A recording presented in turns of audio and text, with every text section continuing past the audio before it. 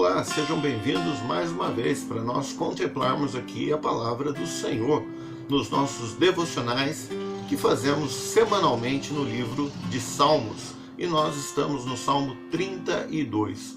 Antes de nós entrarmos para tratarmos do Salmo 32, eu preciso mandar um beijo para uma irmã querida, Dona Maria Gaio, uma senhora de uma alegria impressionante. Ela transmite para nós a sua felicidade de viver com o nosso Senhor Jesus. E eu encontrei com ela esse final de semana, disse para ela que mandar um beijo, estou mandando um beijo, e a senhora é muito amada. Vamos ao nosso Salmo 32. Salmo 32, a dor do pecado não é maior do que a alegria do perdão. Salmo 32 é um salmo de Davi, e nós sabemos disso, não apenas pelo título que está presente no Salmo, mas sabemos também porque o apóstolo Paulo, ao escrever a carta aos Romanos, no capítulo 4, versículo 6 ao versículo 8, nós temos também lá a afirmação de que esse salmo é um salmo de Davi, e uma pequena citação desse salmo. Encontramos também no título desse salmo a palavra masquil, e essa palavra é a primeira vez que aparece desde que nós começamos a tratar dos salmos, desde lá do Salmo 1, e essa é a primeira ocorrência dele. Essa palavra ela faz uma referência, então, de que seja um salmo didático, um salmo de ensino, um salmo de instrução. Masquil é didático, instrução, ensino. E essa é a primeira ocorrência, então, que ele aparece e já nos indica, então, que esse salmo nos traz um ensinamento bastante importante, porque esse é o objetivo dele. Também é um salmo penitencial, e esse é o segundo salmo penitencial que nós temos até aqui. O Salmo 6 é um salmo penitencial e é o primeiro. Esse aqui já é o segundo. Então nós temos um salmo didático, um salmo de ensino, um salmo penitencial escrito pelo rei Davi. Eu faço a seguinte divisão. É uma divisão em 4 partes para que nós possamos compreender melhor esse salmo. E essa divisão em 4 partes, ela se inicia então com a afirmação de que a felicidade pertence a quem é perdoado. Quem é perdoado é muito feliz, é bem-aventurado dentro daquilo que o texto nos diz. E eu faço a leitura então do versículo 1 e o versículo 2. Bem-aventurado aquele cuja transgressão é perdoada e cujo pecado é coberto. Bem-aventurado o homem a quem o Senhor não imputa maldade e em cujo espírito não há engano. Se você já foi perdoado de uma grande dívida, se você já passou pela experiência do perdão dos seus pecados em Cristo Jesus, você sabe o quanto nós ficamos felizes quando nós somos perdoados de algo que não temos como pagar. E é assim, então, que o cristão sente, é aquilo que o cristão tem no seu coração, uma alegria muito grande em razão dos seus pecados, porque ele nunca poderia pagar, saldar essa dívida diante do Senhor. Transgressões perdoadas, pecados apagados, o Senhor, o nosso Deus, não atribui qualquer culpa, e a quem não há, ou em quem não há, então, a intenção de enganar os outros. É assim que é o coração de um cristão verdadeiro, daquele que é alegre, que é feliz por ter sido perdoado de seus pecados. O segundo ponto nós enxergamos no versículo 3 e versículo 4, e podemos então tirar a afirmativa de que o sofrimento existe na vida daquele que nega o pecado. O sofrimento de quem nega o pecado. Aquele que nega que é pecador, aquele que nega o seu erro, aquele que nega o seu pecado, ele sofre. E é isso que o Salmo nos ensina. Então, versículo 3 e versículo 4. Quando eu guardei silêncio, envelheceram os meus ossos pelo meu bramido em todo dia. Porque de dia e de noite a tua mão pesava sobre mim.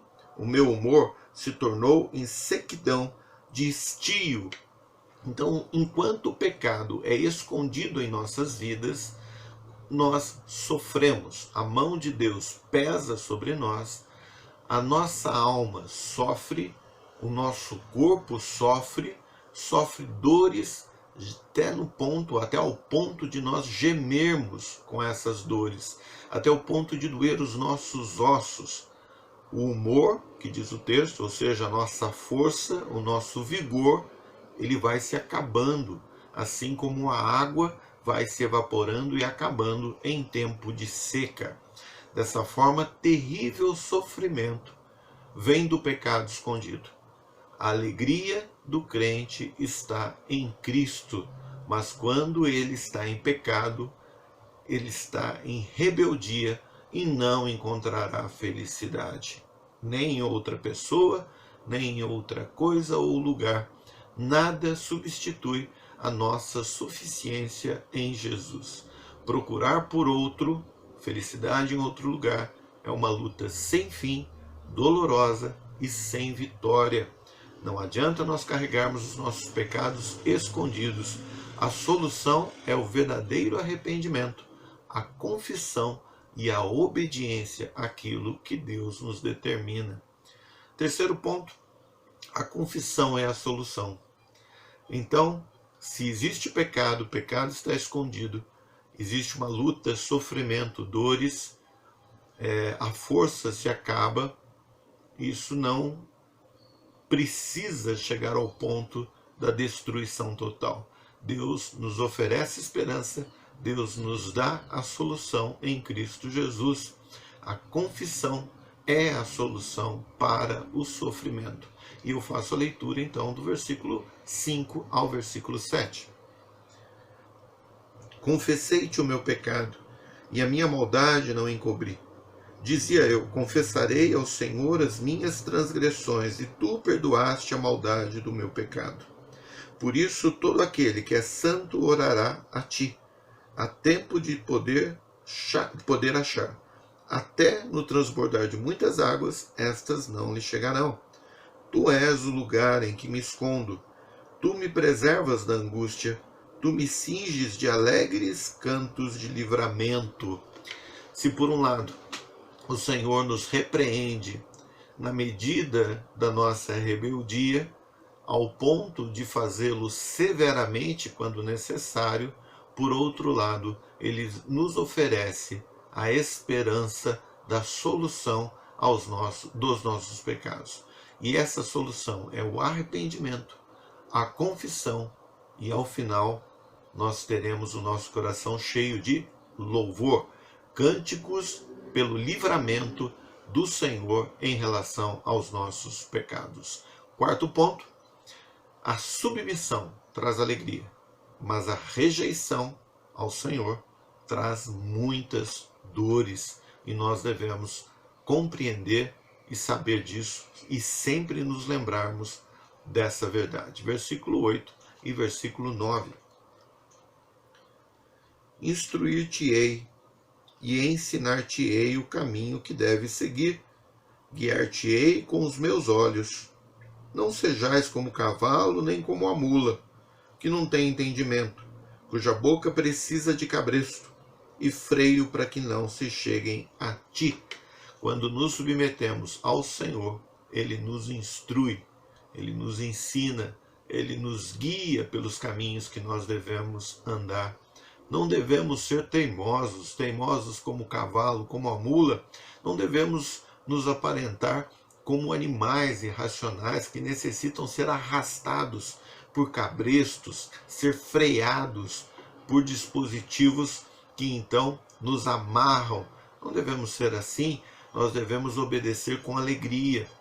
E dessa forma, então, seguirmos nos caminhos que Deus nos ensina, que Deus nos leva, que Deus nos conduz. Não pelos nossos caminhos. Nossos caminhos são muito perigosos. E eu concluo então com o versículo 10 e versículo 11, que é a conclusão do Salmo. O ímpio tem muitas dores, mas aquele que confia no Senhor, a misericórdia o cercará.